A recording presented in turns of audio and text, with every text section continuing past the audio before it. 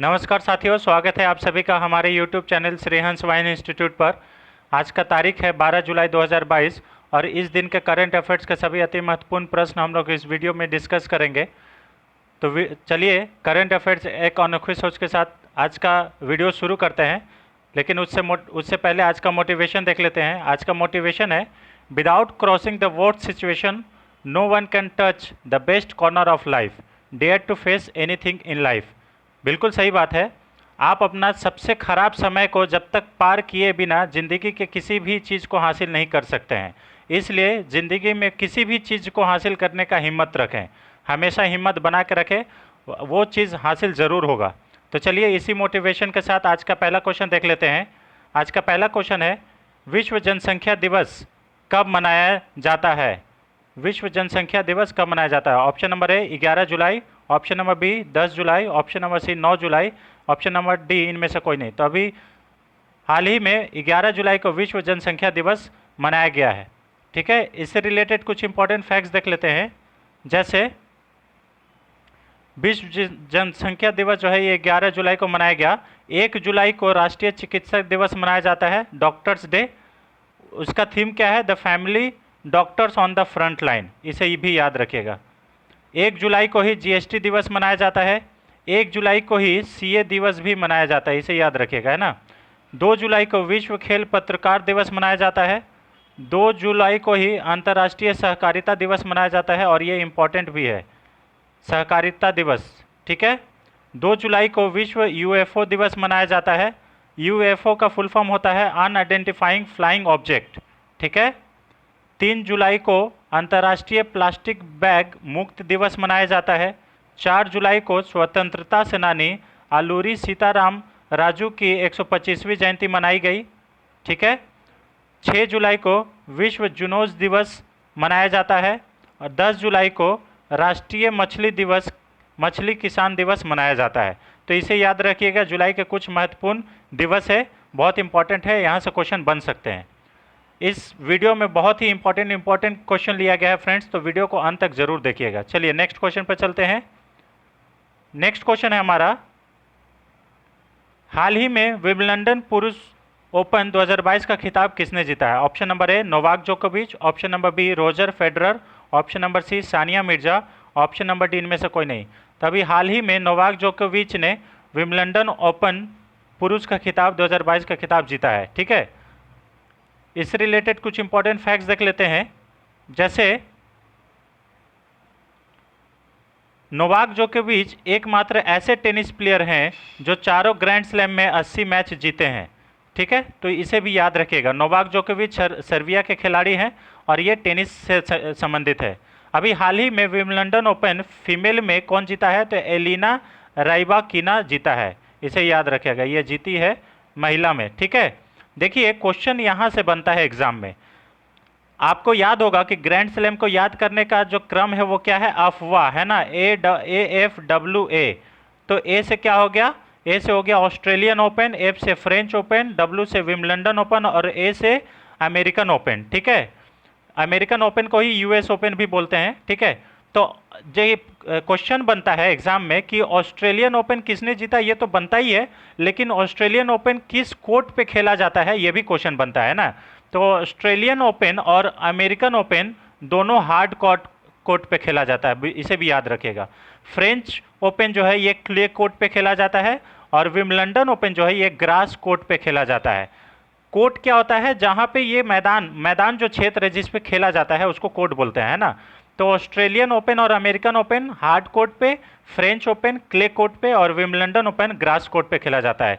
ये बहुत इंपॉर्टेंट है और यहीं से क्वेश्चन बनने की संभावना है बहुत ज़्यादा, है ना, इसे याद रखिएगा। चलिए नेक्स्ट क्वेश्चन पे चलते हैं। क्वेश्चन नंबर 3, हाल ही में चर्चा में रहा INS विक्रांत क्या है?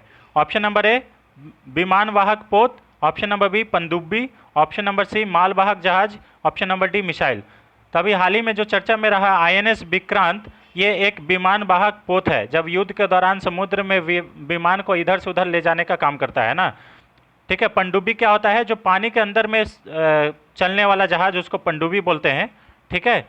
इससे रिलेटेड कुछ इंपॉर्टेंट फैक्ट्स देख लेते हैं फ्रेंड्स। जैसे INS विक्रांत एक स्वदेशी विमान वाहक पोत है। ठीक है, पहला। और इसे 15 अगस्त 2022 को राष्ट्र को समर्पित कर दिया जाएगा, इसे भी याद रखिएगा। 15 अगस्त को क्या है, आज़ादी के 75वीं वर्षगांठ के उपलक्ष्य में। आपको मालूम होगा कि हम लोग अभी 2022 को आज़ादी का अमृत महोत्सव सेलिब्रेट कर रहे हैं, तो उसी में जो भी है ये काम हो रहा है। स्वदेशी विमान वाहक पोत है INS विक्रांत को, और ये राष्ट्र को समर्पित कर दिया जाएगा 15 अगस्त 2022 को। INS विक्रांत का निर्माण जो है ये कोची शिपयार्ड लिमिटेड के द्वारा किया जा रहा है, और इसमें भारतीय नेवी का भी सहयोग है, ठीक है। विश्व का सबसे बड़ा नौसैनिक अभ्यास कौन सा है, ये रिम्पैक है, जो कि अमेरिका के द्वारा आयोजित किया जा रहा है।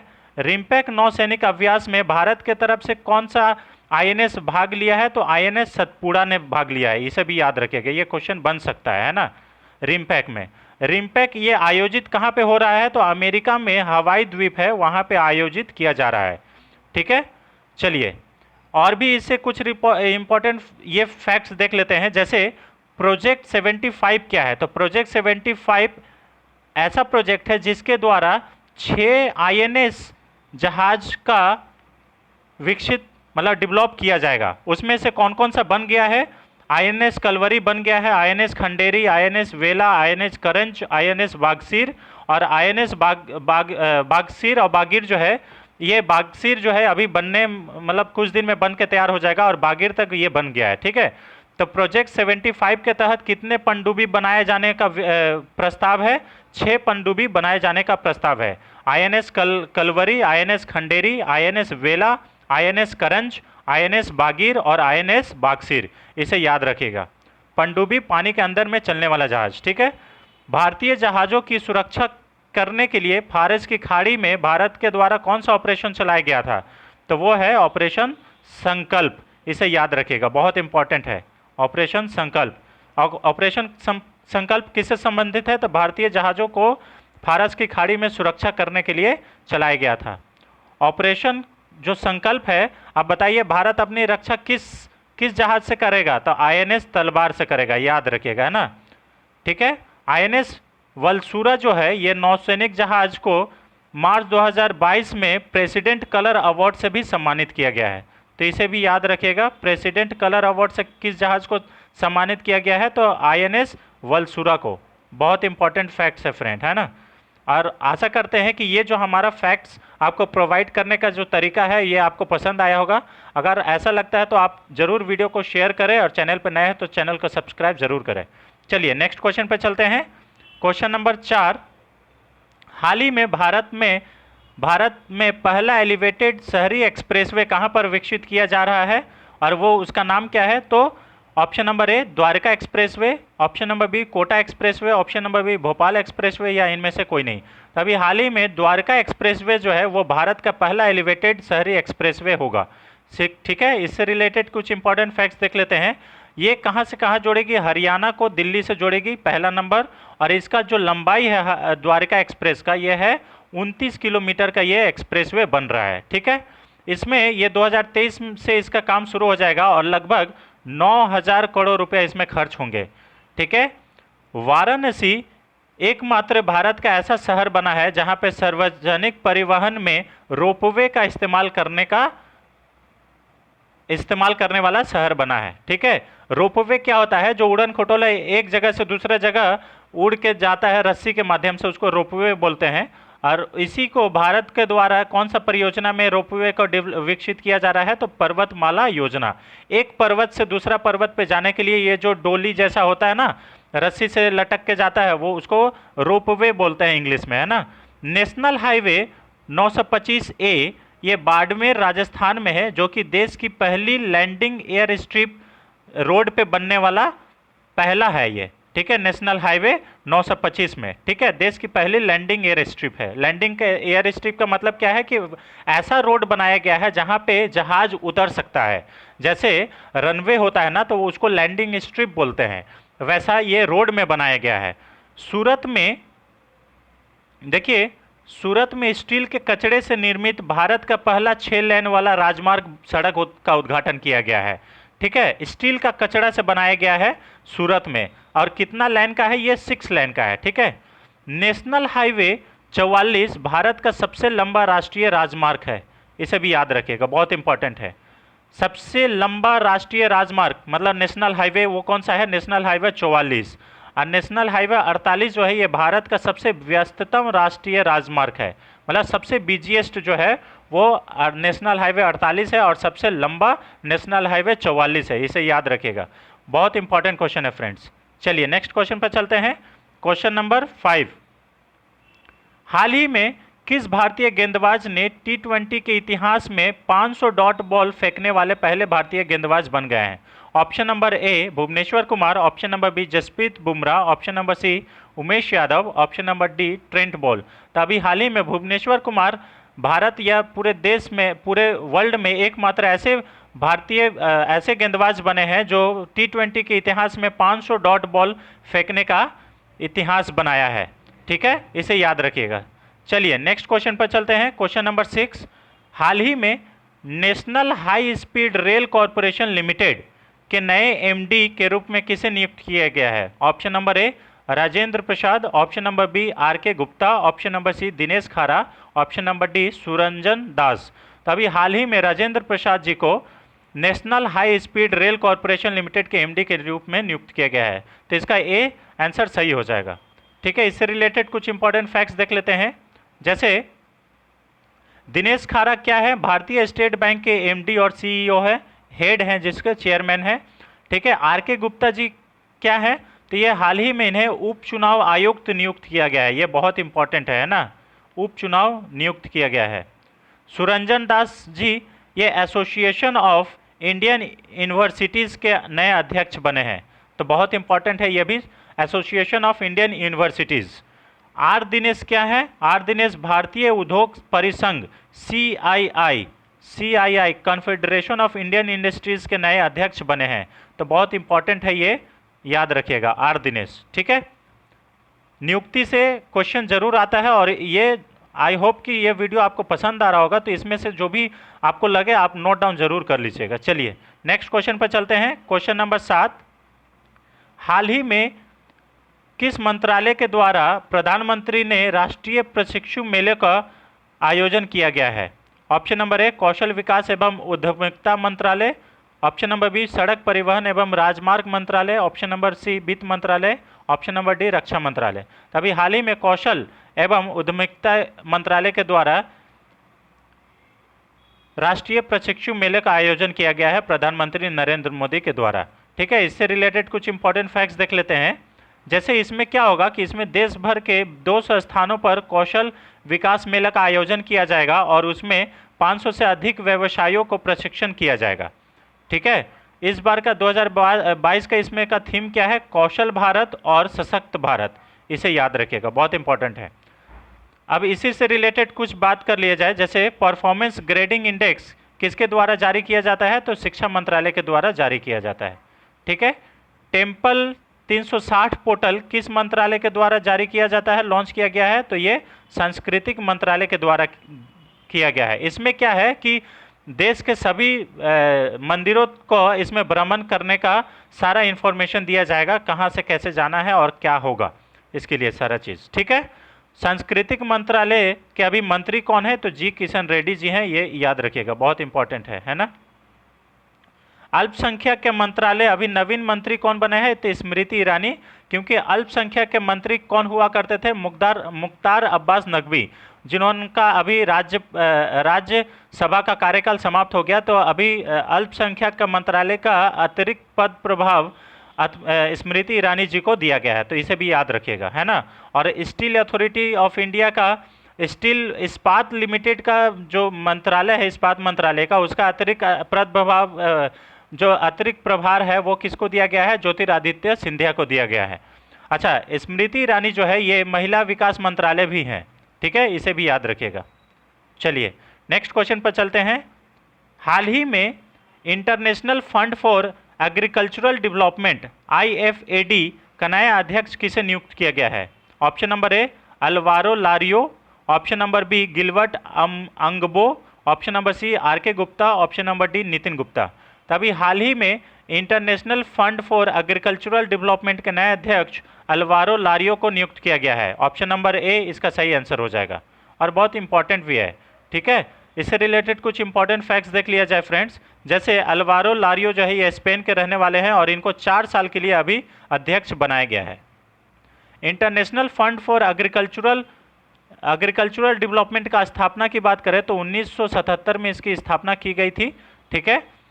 टी राजा कुमार, अब कुछ और इंटरनेशनल अपॉइंटमेंट्स की बात करें तो टी राजा कुमार FATF जो फाइनेंशियल एक्शन टास्क फोर्स है उसके अध्यक्ष बने हैं। ठीक है। फाइनेंशियल एक्शन टास्क फोर्स क्या होता है?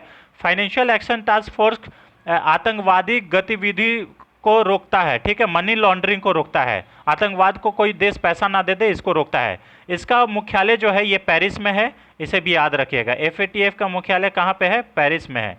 ठीक है। मोहम्मद जलूद जो है ये अंतर्राष्ट्रीय भारोत्तोलन संघ इंटरनेशनल वेट लिफ्टिंग फेडरेशन के नए अध्यक्ष बने हैं, इसे भी याद रखिएगा। लिसा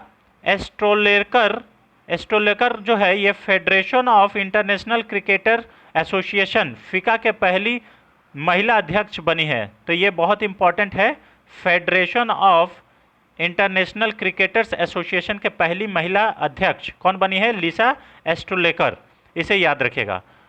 नोगोजी ओमकाजा इबेला ये विश्व व्यापार संगठन की पहली महिला अध्यक्ष बनी है। ठीक है। और ये कहाँ की रहने वाली है? नाइजीरिया की रहने वाली है, इसे याद रखिएगा, बहुत इंपॉर्टेंट है। ठीक है। नाइजीरिया की महिला है और विश्व व्यापार संगठन को WTO भी बोला जाता है, WTO वर्ल्ड ट्रेड ऑर्गेनाइजेशन। ठीक है। विश्व व्यापार संगठन की स्थापना कब हुई थी? तो 1 जनवरी 1995 में की गई थी। ठीक है। विश्व व्यापार संगठन का मुख्यालय कहाँ पे है? जिनेवा में है, इसे याद रखिएगा, बहुत इंपॉर्टेंट है। विश्व व्यापार संगठन की स्थापना किस संधि के तहत की गई थी? तो वह है माराकस संधि 1994 के तहत की गई थी। तो बहुत इंपॉर्टेंट है, इसे भी याद रखिएगा, बहुत इंपॉर्टेंट है। चलिए नेक्स्ट क्वेश्चन पे चलते हैं। क्वेश्चन नंबर 9, हाल ही में किसने नए संसद भवन की छत पर राष्ट्रीय प्राकृतिक चिन्ह अशोक स्तंभ का अनावरण किया है? ऑप्शन नंबर ए प्रधानमंत्री Narendra Modi, option number B रक्षा मंत्री Rajnath Singh, option number C राष्ट्रपति Ramnath Kovind, option number D इनमें से कोई नहीं। तभी हाल ही में नए संसद भवन का निर्माण किया जा रहा है दिल्ली में, और नए संसद भवन की छत पर राष्ट्रीय प्राकृतिक चिन्ह जो अशोक स्तंभ है उसका अनावरण जो है उद्घाटन प्रधानमंत्री नरेंद्र मोदी जी के द्वारा किया गया है। और साथ में ओम बिरला जी भी थे। ओम बिरला जी क्या है? तो लोकसभा के स्पीकर हैं अभी, है ना, जो कि कोटा बूंदी राजस्थान सीट से सांसद है, इसे भी याद रखिएगा। ठीक है। इससे रिलेटेड कुछ इंपॉर्टेंट फैक्ट्स देख लिया जाए फ्रेंड्स। जैसे राष्ट्रीय प्रतीक चिन्ह जो अशोक स्तंभ है ये सारनाथ से लिया गया है, और इसका जो लंबाई है, अशोक स्तंभ का जो लंबाई है ये 6.5 फीट लगभग है। ठीक है। इसका निर्माण कांस्य से किया जा रहा है, ब्रॉन्ज से किया जा रहा है, और इसका निर्माण करने का जिम्मेदारी किसको मिला है? इस बार टाटा प्रोजेक्ट लिमिटेड को किया गया है। ठीक है। इसे याद रखिएगा। पहला पुराना जो संसद है वो सर्कल का था, लेकिन ये वाला जो संसद बन रहा है ये स्क्वायर शेप में बन रहा है, इसे याद रखिएगा, बहुत इंपॉर्टेंट है ना। सत्यमेव जयते जो है ये मुंडकोपनिषद से लिया गया है, बहुत इंपॉर्टेंट है। अशोक के अभिलेख को पढ़ने वाला पहली बार सफलता किसको मिली थी? तो जेम्स प्रिंसेप को अशोक के अभिलेख को पहली बार पढ़ा था, और वो कब पढ़े थे? 1837 में। तो इसे भी याद रखिएगा, बहुत इंपॉर्टेंट है ना। पुराना संसद भवन का निर्माण लुटियंस ने किया था। चलिए नेक्स्ट क्वेश्चन पर चलते हैं। आज का लास्ट क्वेश्चन फ्रेंड्स, आज का लास्ट क्वेश्चन है, गोवा शिपयार्ड के नए प्रमुख के रूप में किसे नियुक्त किया गया है? Option number A Brajesh Kumar, option number B Paritosh Tripathi, option number C Sandeep Kumar Gupta, option number D Asit Rath. तो अभी हाल ही में ब्रजेश कुमार जी को गोवा शिपयार्ड लिमिटेड का नए प्रमुख के रूप में नियुक्त किया गया है। इससे रिलेटेड कुछ इंपॉर्टेंट फैक्ट्स देख लेते हैं। जैसे गोवा शिपयार्ड लिमिटेड जो जहाज बनाती है उसके जो प्रमुख है वो ब्रजेश कुमार को नियुक्त किया गया है। अब कुछ और नियुक्ति की बात करें तो परितोष त्रिपाठी जो है ये SBI जनरल इंश्योरेंस के MD और CEO बने हैं, इसे याद रखिएगा, SBI जनरल इंश्योरेंस। और SBI के चेयरमैन कौन है? तो दिनेश खारा है। ठीक है। संदीप कुमार गुप्ता जी गेल के नए चेयरमैन बने हैं, इसे याद रखिएगा, gas authority of India limited. ठीक है। असित रथ जो है ये अबीबा इंडिया के नए MD और CEO बने हैं। डॉक्टर मोहन वानी ये राष्ट्रीय कोशिका विज्ञान केंद्र के नए निदेशक के रूप में नियुक्त किए गए हैं। इसे भी याद रखिएगा, बहुत इंपॉर्टेंट है फ्रेंड्स। आपको ये सब क्वेश्चन जरूर देखने को मिलेगा। हमारा प्रयास अगर आपको ये अच्छा लगता है तो हमारे चैनल पे आइए, चैनल को शेयर कीजिए और सब्सक्राइब ज़रूर कीजिए। ज़रूर हम आपके लिए ये जो मेहनत कर रहे हैं ये आपको लाभ ज़रूर देगा। ठीक है, तो ये रहे फ्रेंड्स आज के 10 अति महत्वपूर्ण प्रश्न। आई होप कि ये वीडियो आपको अच्छा लगा होगा। चैनल पे अगर नए हैं तो चैनल को लाइक करें, शेयर करें और चैनल को सब्सक्राइब ज़रूर करें। Thanks for watching. Thank you so much.